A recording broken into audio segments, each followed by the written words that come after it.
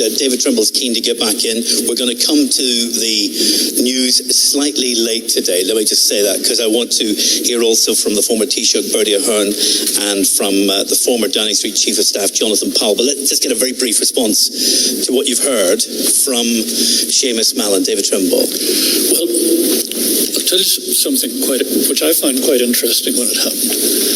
As you know, we went into the agreement with a clear view, or went into the negotiations with a clear view that we had to achieve constitutional change in the Irish Republic, because that had been left ambiguous in previous attempts and had contributed to the failure of previous attempts. So we were quite clear we had to have significant change. Now, the Irish government were not prepared to share text with us until the last day. Yeah. And on the last day, we saw the text of the proposed changes, and there we saw clearly things that we had asked them to do in terms of changing their constitution. And then, to our surprise, there was another thing in their proposals which we hadn't asked them to do. They had put in a provision for a second referendum.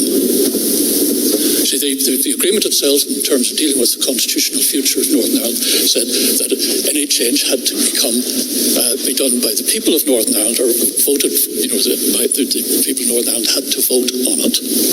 But the Irish government then wrote in a second referendum, which had to be for the 26 for subject Ireland to see whether they wanted a united Ireland in those circumstances. In other words, you could have a situation where Seamus says you've got 50% plus 20, and then the Irish government have their referendum as to whether they want Northern Ireland, and it turns out to not have a majority. Now, that's an interesting change, that the Irish government decided that they would want to have the ability of not having Northern Ireland imposed upon them, so that their people had to agree to it as well. Yeah. So that's interesting. Let me get some reactions from Bertie Ahern, who's sitting listening to all of this and remembering some of these moments, and Jonathan Powell, who's just there behind him.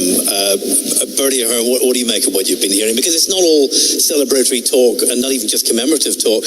There's a moral complexity to this agreement that was very clear 20 years ago and is even more clear today.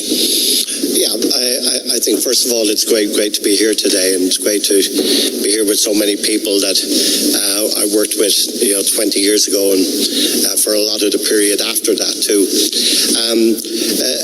Of course, I think it's good that we commemorate what was achieved, the enormous issues that were achieved, and there were enormous issues, and of course reflect back on that. Can I just say, I think both David Trimble and Seamus Mallon gave great leadership, gave people of great foresight, and we would never have been able to conclude the deal without their work and without their efforts, and that I certainly appreciate, and I think they should be long remembered for that work.